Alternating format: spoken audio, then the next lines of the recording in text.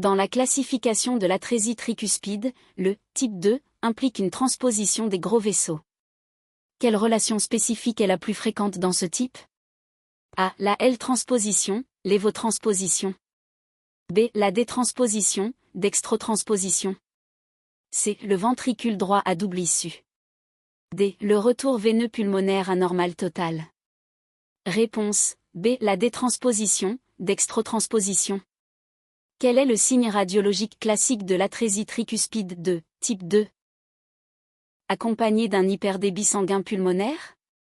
A. Un pédicule vasculaire étroit, aspect de cœur, en œuf. B. Un cœur, en bonhomme de neige. C. Une pléthore pulmonaire, augmentation de la trame vasculaire. D. Le signe du cimeterre. Réponse C. Une pléthore pulmonaire, augmentation de la trame vasculaire. Parmi les propositions suivantes, laquelle est considérée comme un critère absolu pour qu'un patient soit éligible à la procédure de Fontan? A. Une pression artérielle pulmonaire moyenne 15 mm de mercure. B. La présence d'une insuffisance mitrale significative. C. Une élévation de la pression télédiastolique dans le ventricule unique. D. Une hypoplasie sévère des artères pulmonaires. Réponse A. Une pression artérielle pulmonaire moyenne 15 mm de mercure. Dans quel but la procédure de Damukay-Stansel, DKS, est-elle parfois pratiquée lors des étapes de Glenn ou de Fontan? A. Réparer un cleft mitral, fente de la valve mitrale. B. Contourner une obstruction sous-aortique en connectant le tronc pulmonaire à l'aorte. C. Créer une nouvelle valve tricuspide à partir du péricarde. D. Fermer une large communication interauriculaire, CIA. Réponse B. Contourner une obstruction sous-aortique en connectant le tronc pulmonaire à l'aorte. Quel signe clinique pourrait suggérer le caractère restrictif d'une communication interauriculaire chez un nouveau-né atteint d'atrésie tricuspide? A. Une onde A proéminente au niveau du pouls veineux jugulaire. B. Une hépatomégalie et un faible débit systémique.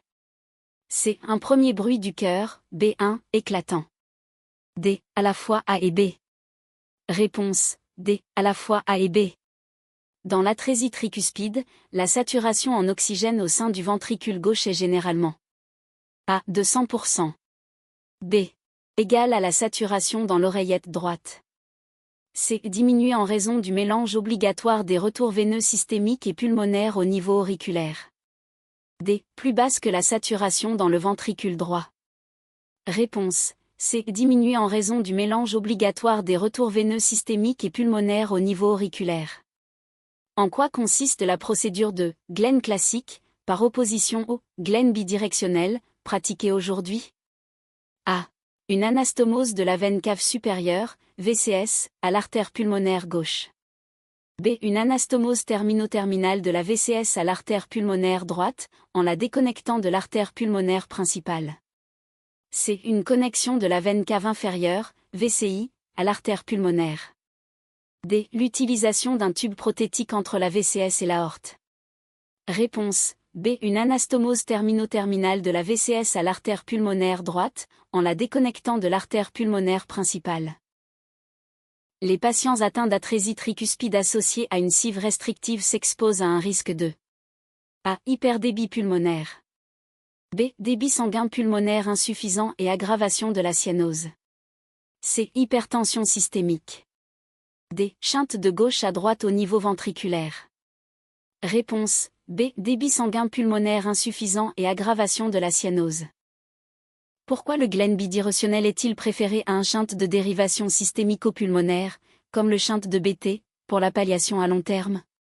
A. Il fournit un flux pulsatile au poumon. B. Il réduit la surcharge volumétrique imposée au ventricule unique. C. Il élimine le besoin d'intervention chirurgicale future. D. Il peut être pratiqué en toute sécurité dès la première semaine de vie. Réponse B. Il réduit la surcharge volumétrique imposée au ventricule unique. À l'échocardiographie, l'absence de quel élément confirme le diagnostic d'atrésie tricuspide? A. Un canal artériel perméable. B. Un décalage, offset, entre les insertions des valves mitrales et tricuspides. C. Un flux diastolique allant de l'oreillette droite vers le ventricule droit. D. Une communication interventriculaire. Réponse. C. Un flux diastolique allant de l'oreillette droite vers le ventricule droit.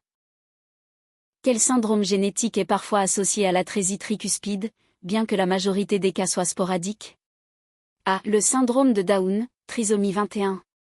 B. Le syndrome de microdélétion 22q11.2, syndrome de DiGeorge.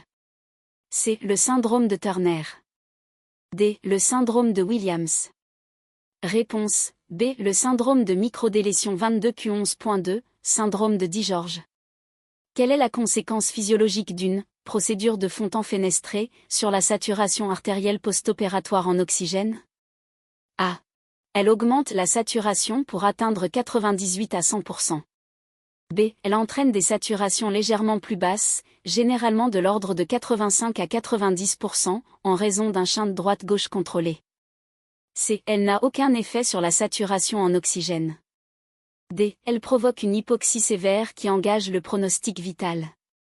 Réponse. B. Elle entraîne des saturations légèrement plus basses, généralement de l'ordre de 85 à 90%, en raison d'un shunt droite-gauche contrôlé. La technique de Fontan par conduit extracardiaque est souvent privilégiée par rapport au tunnel latéral, car A. Elle peut être réalisée sans recourir à une circulation extracorporelle. B. Elle entraîne une incidence plus faible d'arythmie auriculaire tardive.